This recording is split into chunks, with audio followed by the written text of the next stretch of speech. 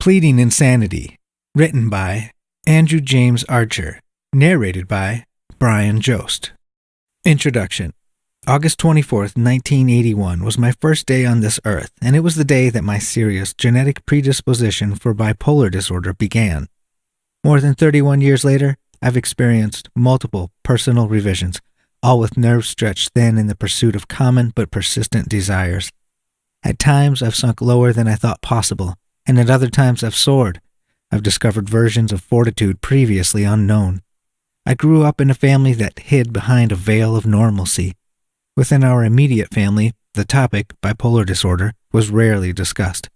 My father's coworkers, friends, and neighbors were unaware of his illness, which further strengthened his carefully guarded secrecy. Unfortunately, you can't hide from biology. Having a parent with bipolar 1 increases the likelihood of a child getting it by a range of 10 to 15%. I imagine that my parents made Christian, missionary-style love sometime around the holiday season in 1980, and then August came around and there I was, a tiny new Minnesotan with a little potential problem in my brain.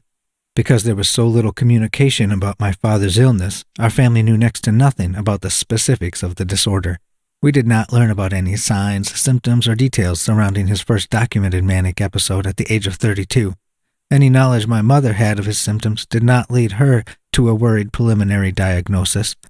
However, his sleepless nights, intensive running regimen, insurgency of goals, and flight of ideas were all congruent with symptoms of mania. That is, decreased need for sleep, excessive involvement in certain activities, and grandiosity. My father usually expressed his depression and anxieties with anger and emotional distancing. My mother could not hear the muffled tones of his depression when his voice would rise. At a young age, I listened to some of those arguments from an upstairs bedroom, my arms clasping a pillow that absorbed my tears. At the age of 6, I did not know that divorce was nearly insurmountable for a marriage that has one spouse with bipolar disorder. If I had, I would have felt a lack of reassurance when my mother tried to console me. She would come into my room, sit with me, and say, "Don't worry, your dad and I are not getting a divorce." I looked at her through rain-soaked windshield eyes. I did not ascertain the real stories behind my father's experiences until I was much older. My brother recalled the day in the spring of 1983 when my father walked out of our bathroom without his signature black mustache. My brother didn't even recognize him. I've still never seen him without the Wyatt Earp-style facial hair. Police apprehended my father near Minnehaha Falls in South Minneapolis hours later. He was preaching to a group of senior citizens in the middle of the afternoon. His topics ranged from overblown religious proclamations to Reagan, a character from The Exorcist. My father's pressured speech and flight of ideas landed him in a psychiatric hospital. The name Reagan, R-E-G-A-N, was phonetically misinterpreted by witnesses and police officers to mean Reagan, R-E-A-G-A-N. After he was brought to the hospital, the Secret Service wanted to interrogate him about his comments, many of which were thought to be about President Ronald Reagan. His psychiatrist, an apparent Hippocrates enthusiast, honored his oath as a physician and refused the Secret Service's requests based on patient confidentiality. If my manic-depressive father had been speaking about arms deals with future terrorists or the president's nascent role that produced an eventual recession in 2008, he might now be declared a living prophet. Instead, he was diagnosed with a severe and persistent mental illness.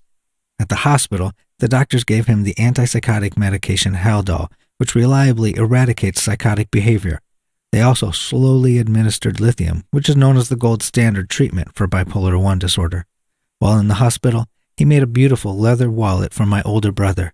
For me and my older brother, this simple, tangible artifact was the sole reminder of the event for many years. Other than his own self-medicating with drugs and alcohol growing up, my father was not treated for bipolar 1 disorder until this psychiatric hospitalization. More recent dialogues with him speak volumes about the presenting symptoms that we had been seeing for many years. It makes me wonder, how did my mother overlook the signs prior to his hospitalization? She had significant knowledge about psychological disorders from her undergraduate schooling, but this disease is both seductive and deceiving. After caring for 2 young boys full-time, she eventually got a physical therapy position and immersed herself in her own career. Working enabled her to look past the fact that her husband was becoming ill. In the 80s, information about mental illness was not as ubiquitous or obtainable as it is today. There was little media coverage, and there were few available resources concerning interventions.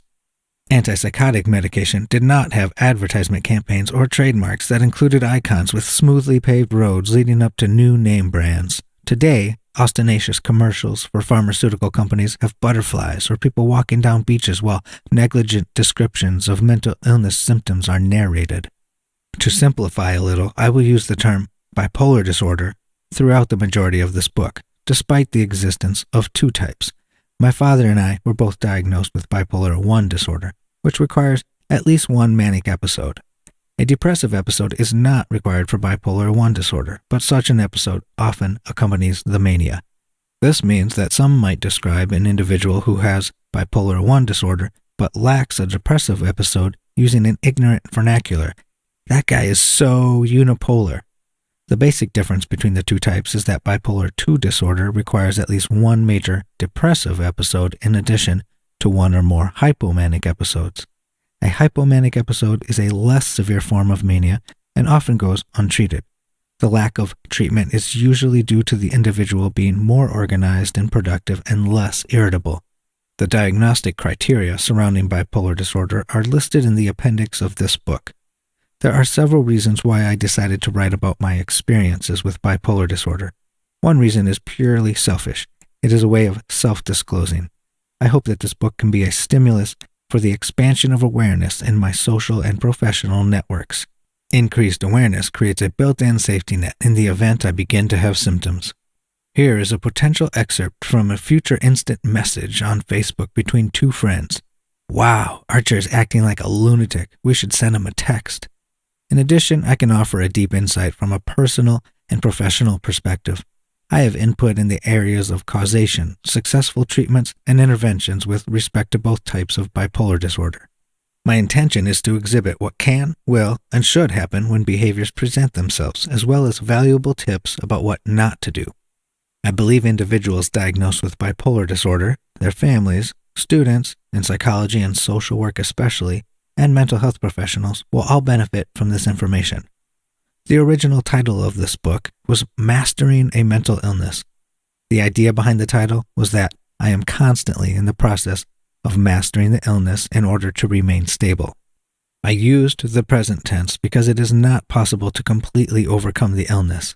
The illness needs constant maintenance and attention. Malcolm Gladwell said that in order to master something, one must practice it for at least 10,000 hours. A decade has passed since I was labeled bipolar. Diagnostically speaking, I have had the disorder for about 90,000 hours.